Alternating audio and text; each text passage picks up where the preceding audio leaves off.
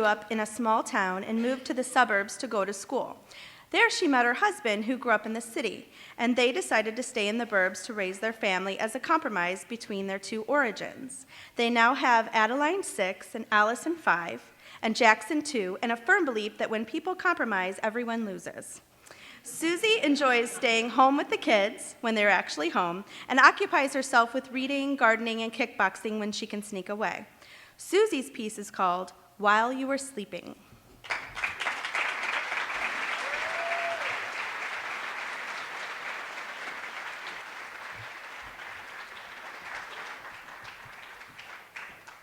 Parents of small children are always cautioned that it is quiet that should be feared.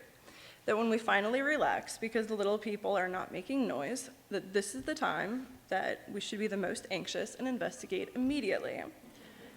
This is not so in my house. In my house, that means they've occupied themselves. It's the child who casually walks through the room and says, "Hi, Mom," as they pass that must be checked on, both where they're coming from and where they're headed, because that sentence is not a greeting. It's a cover to, "I'm not doing anything, all is well and normal," while they make sure that you're occupied, so they can either hide the evidence or hatch their plan.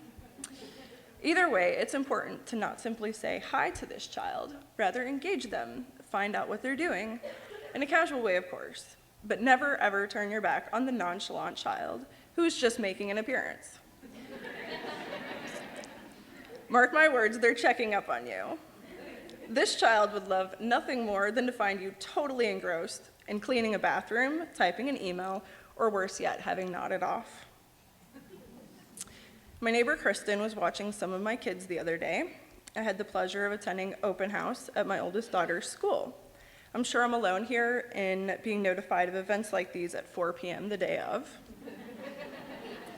So thankfully, I have my neighbor who was able to take some of my people, so that I was not completely overloaded with kids while I was at the open house. Apparently, she walked into her living room at one point to find my 4-year-old climbing along the back of her couch. And she said, "Now, honey, is this something that you do at home?" And she said, "Only when my mom is asleep."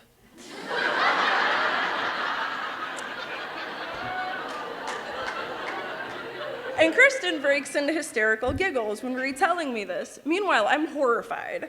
I mean, I found it funny, but to realize that I nap so often that at the ripe age of 6, 4, and 2, my children had already established rules for our absence.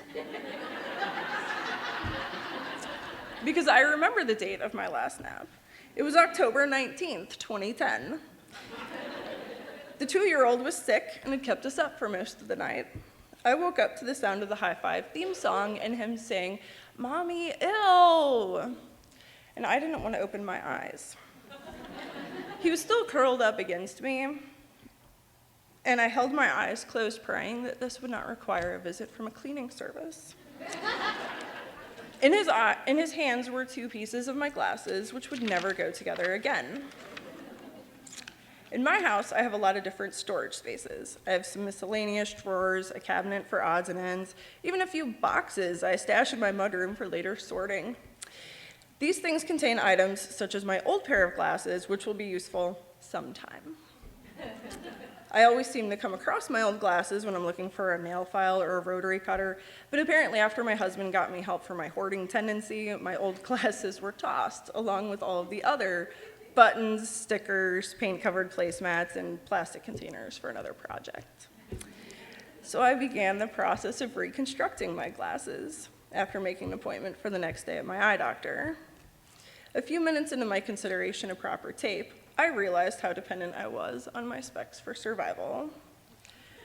I didn't know where to start looking for tape, so I asked the kids. My 4-year-old considers taping to be an activity.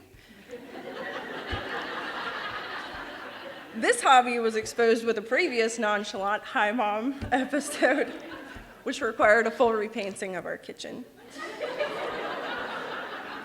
So I thought surely she would have a spare roll. But seeing as how she had just completed a masterpiece, she was fresh out. I had about 10 minutes to give to this project before I needed to get on to other things, such as dance class for the 6-year-old and buying groceries. And then the reality started to set in that if I'm too blind to find tape, perhaps I won't be driving anywhere. And I would be stuck in the house with the children, and that my nap was not long enough after all. So I had to make more phone calls. I have an amazing group of friends, fellow moms in a world where husbands are gone most of the day, our parents are states away, and I was able to call some of these wonderful women for rides for my kids. My husband thought he could bring home food on his way, and I meant like milk and bread. He thought I meant Portillo's, way. After cobbling together dinner for the kids, Portillo's was just for us and a ways off at this point, I was bathing my son and I decided that I was going to trim his mud flaps, the hair that grows down shaggy back here, forgetting that I would not be able to assess the overall haircut when I was done with it. When my husband got home, he suggested I just get out the clippers and shave his head, as he looked like he was given a trim by his blind mother. I said that was his comeuppance. My husband reasoned that had I not been taking a nap, this would not have started to begin with, and that maybe the boy didn't need to go around with a weird haircut just because his mom nodded off. In my head, I heard, got some well-deserved sleep.